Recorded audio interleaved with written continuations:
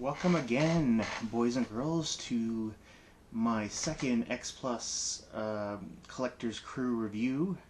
This time reviewing this guy here. He goes by the name of Alien Nackle. He's a 20 centimeter figure. I'm really impressed by him. He looks really good. There's only one small issue I have with him, though, however. And that's that he's a little smaller. I'll put Ultraman Jack next to him just so you can see what I'm talking about here.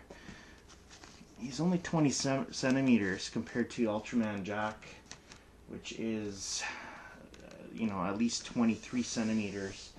He's still possibly within the realm of the same size, because if you look down at the bottom here, you'll notice that his legs are actually spread apart, like he's, a bit crouched down.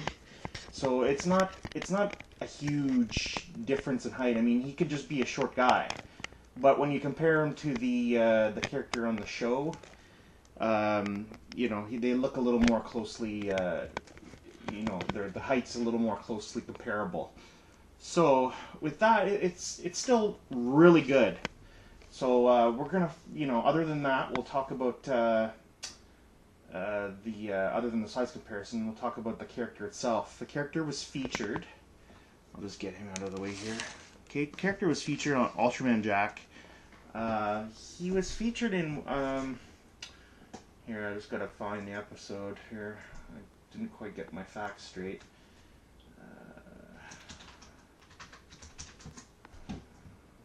Featured on the episode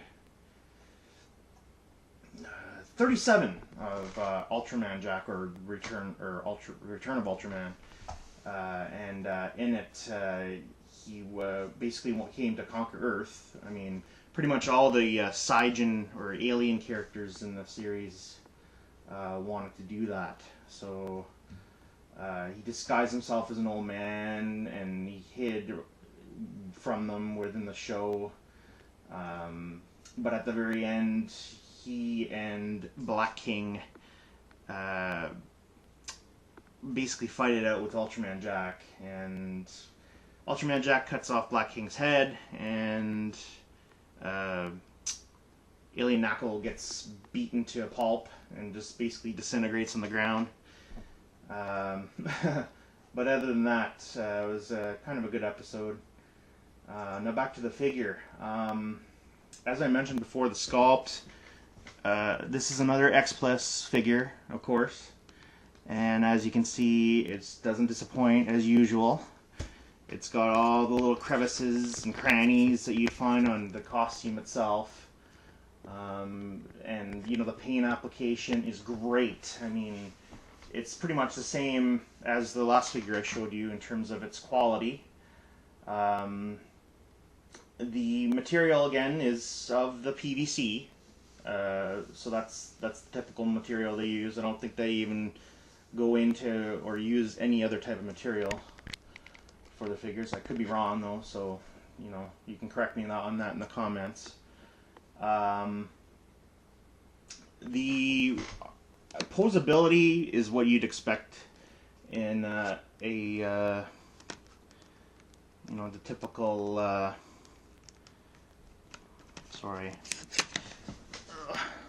There you go. I forgot that it was at the upper arm part. And then, of course, it's the same kind of posability around the feet here.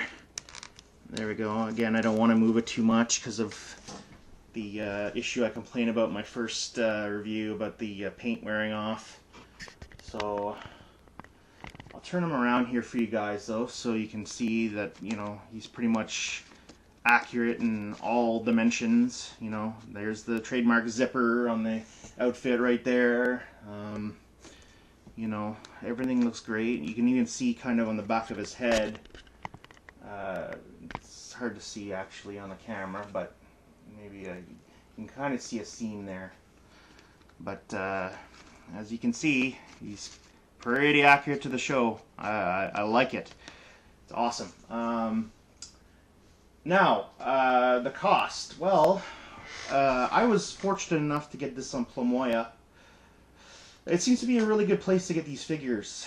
They offer a fairly large variety, but at the same time, there are more affordable figures too that you can get, or they have a lot of sales, or they're just a lot more competitive. Like, I mean, in terms of like the pricing's really good. You can get the bare bones versions, like the non-Rick versions there, usually for a pretty good amount. So it's not like you have to sell your arm and leg to get it. And they do have expensive ones there, don't get me wrong. But, you can, if you're just starting out and you want to get a figure that's, more affordable, they do have those options there. So I was happy with this one. It's a little bit more expensive than my Ultraman Jack.